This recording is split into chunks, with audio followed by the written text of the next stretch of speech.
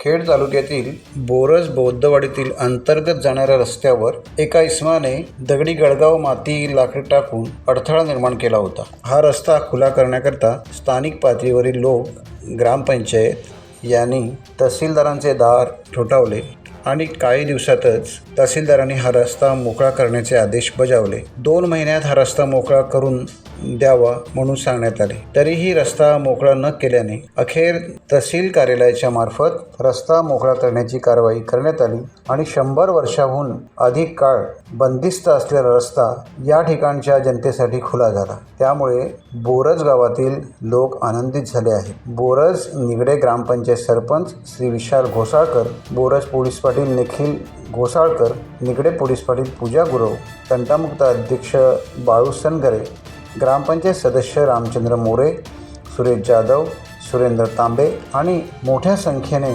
ग्रामस्थ यावेळी उपस्थित होते।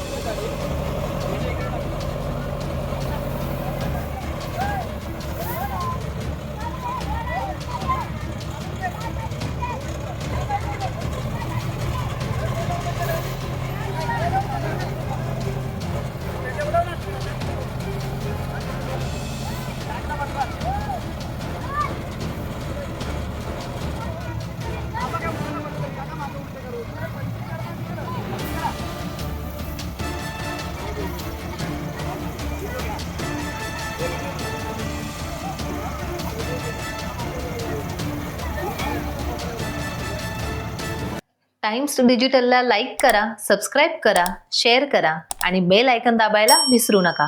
पाहत रहा टाइम्स डिजिटल।